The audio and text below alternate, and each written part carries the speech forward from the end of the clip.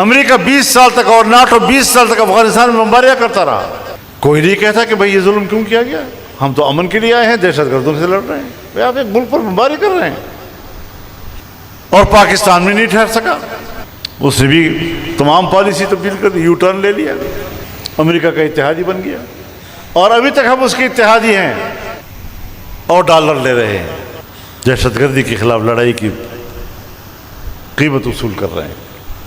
تو کیا دہشت گردی ختم ہو گئی؟ آپ اور ہم جس صوبے سے تعلق رکھتے ہیں, اس کے پورے طول و عرض پہ آپ ذرا نظر ڈال لیں, کہیں پر امن ہے؟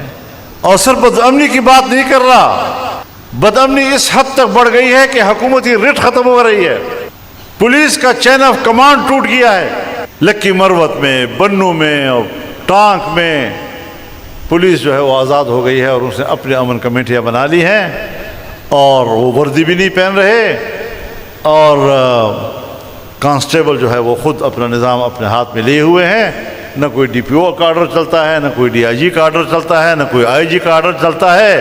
اور آپ کو میں لطیفہ بتاؤں, پرسوں ترسوں ہمارے بنو کے ڈی آئی جی کی جو سیکورٹی ہے وہ ایک کانسٹیبل نے کلوز کی ہے. ایک کانسٹیبل نے آرڈر دیا کہ سب یہ ڈیوٹی چھوڑ, آ جاؤ واپس. یہ حالت ہے ہماری. اب اس حالت میں ہم زندگی گزار رہے ہیں. کب تک ہم یہ زندگی اس طرح گزارتے رہیں گے اور کہہ رہے ہیں کہ ہم ٹھیک کریں گے, ہم ٹھیک کریں گے, ہم لڑیں گے. وہ ایک چڑیا ہے, وہ کہتا ہے بلوچستان کے لیے تو ایک تھانے دار کی مار ہے بس. وہ تمہارے تھانے داروں کا کیا حشر کر دیا, تمہارے تھانوں کا کیا حشر کر دیا. کچھ تو حقائق کی طرف جاؤ. جب ہم حقائق کی طرف جائیں گے تو پھر ہم اس کے بعد مشاورت تو ہونا. اب شہباز شریف بیچارہ وزیر اعظم ہے, پوری دنیا میں جاتا ہے,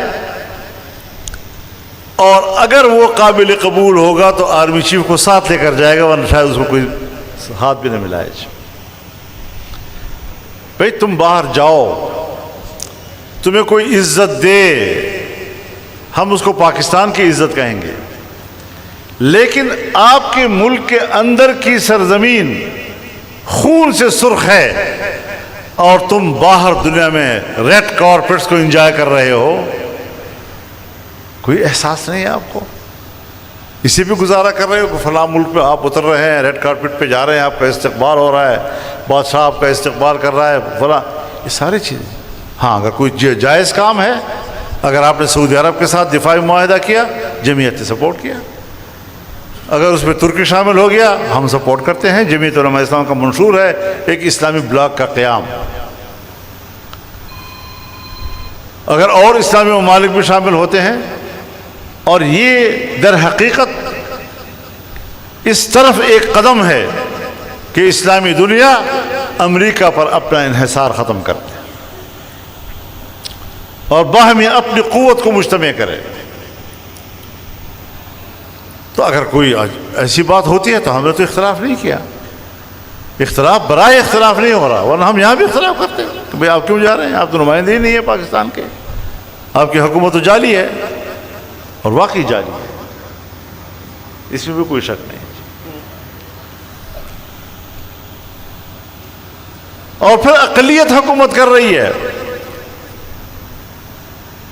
پیپلز پارٹی حکومت کا حصہ نہیں ہے, صرف آئینی عہدے لیے ہوئے ہے. گلگت میں الیکشن ہے, ایک دوسرے کے خلاف بول رہے ہیں, مقابلہ ہے ان کا. کشمیر میں الیکشن ہے, ایک دوسرے کے خلاف بول رہے ہیں, بھرپور بول رہے ہیں.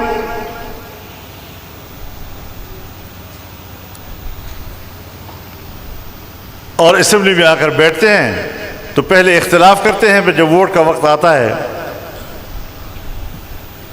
وہی کہ نا مارچے غار تا وردین داس داسې کوي خو چې کله غار ته ننوځي نو نیغ شي نو چې غار ته ننوتېدو وخت راډي نو بیا دواړه نیغ ځي په یوه لاره شي. تو اس قسم کی ایک سیاست ہے جو ملک کے اندر چل رہی ہے.